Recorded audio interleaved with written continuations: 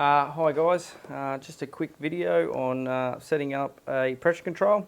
We've just got a Danfoss KP17W here. I'm just going to run through with you really quick with a couple of scenarios.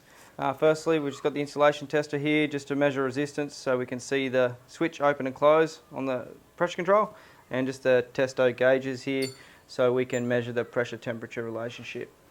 So the two scenarios, we are running a 404A freezer room in pump down and a R404A static evaporator using the LP as the thermostat. So firstly, we will start off with our freezer room using pump down. We're looking for a cut-in minus 20, which is equivalent to about 200 kPa on R404A.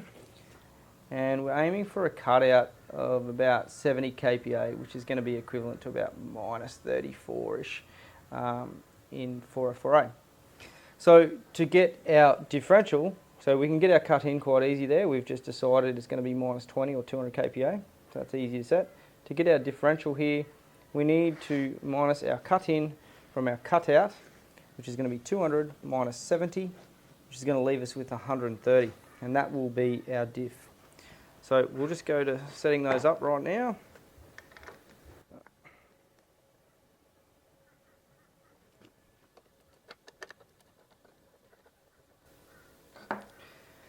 Okay, let's give that a try. Now the scales aren't accurate on these pressure controls, so that's why we do test them. So let's give that a whirl in and see if we get to our minus 20. Right, that's pretty close there. We'll come off the pressure. Right, so very close to what we were looking for. Next scenario was we were looking at the static evap as using the LP as a thermostat. So for our cut-in for that one, we were going to look at around about plus 5, so which is equivalent to 600 kPa. Our cutout, we were going to be running around about minus 15, which is equivalent to 250 kPa cutout. So our cut-in minus our cutout is going to give us our diff, which is 600 minus the 250 is going to leave us with 350 for our diff. So we'll just get in and change that up.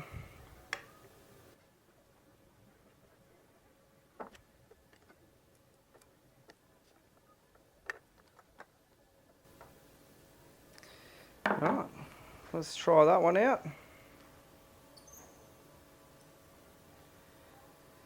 We come up to our plus 5.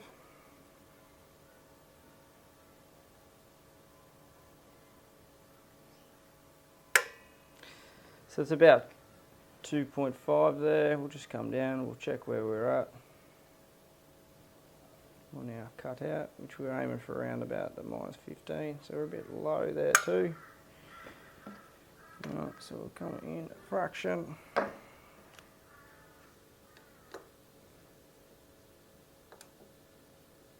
Up we go.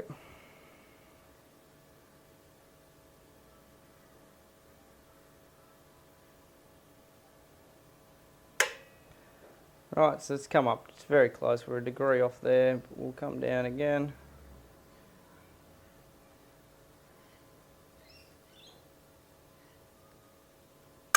Alright, so we're about a degree off each way there, but very close. Okay, so just to clarify, the two things we need is our cut-in and our differential, and to get those, well, firstly we should know our cut-in, what we're after, what we want the compressor to cut in at, and then also what we want the compressor to cut out at, and from those we can get what our differential is going to be and set from there. So I hope that makes some sense, and I'll see you guys on the next one. Thanks for watching.